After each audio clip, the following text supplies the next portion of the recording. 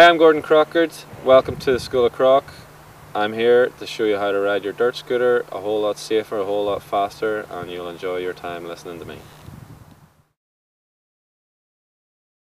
This turn is a pretty difficult turn to get right each time. The reason being is the section of the berm that you're using to turn off is very loose powdery, and obviously it moves around and changes each time, especially in a race. If there's more riders, you'd be expecting a different scenario each time you come to it. The berm would be loose and moving about. Sitting down, you sit down much earlier on this turn and you get yourself set up really well to be able to head off the bank.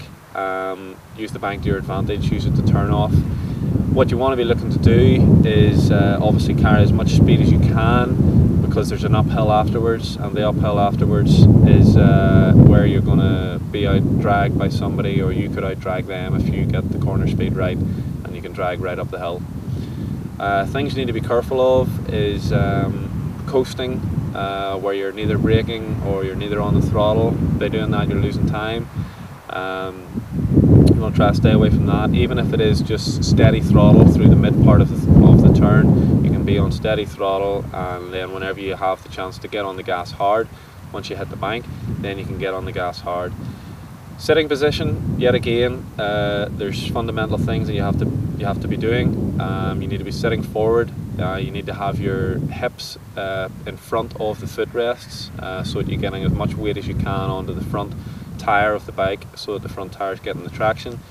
You need to lean with the bike. You don't want the bike to lean in or you to lean in and the bike stay up. You need to go symmetrically with the bike whenever you lean the bike over. You need to have your leg out in front of you with your foot up around the front spindle to protect yourself if you were to fall.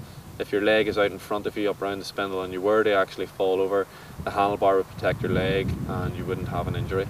So there's a lot of things that you must do, and then after that it's just what speed that you decide to do it at will determine on how fast you're going to be. So there's key things that have to be in place, as in your technique, and sitting position is one of them that's very important for that. You also have to look at where you open the throttle, where you let the brakes off. And on this turn, there's quite an area of it where in the middle of it you need to be steady on the throttle, and then once you hit the bank at the end, you can really give it a gun. And this will allow you to get up the hill with some good acceleration. Going up the hill, you want to get your weight to the back of the bike as soon as you can. Let the back shock track over the bumps and have as much weight off the front tire as possible, so that you're getting the traction onto the back. So as soon as you exit the turn, you need to be getting your weight onto the back of the bike, let the back end track over the bumps, and you accelerate successfully up the hill, hopefully in the lead.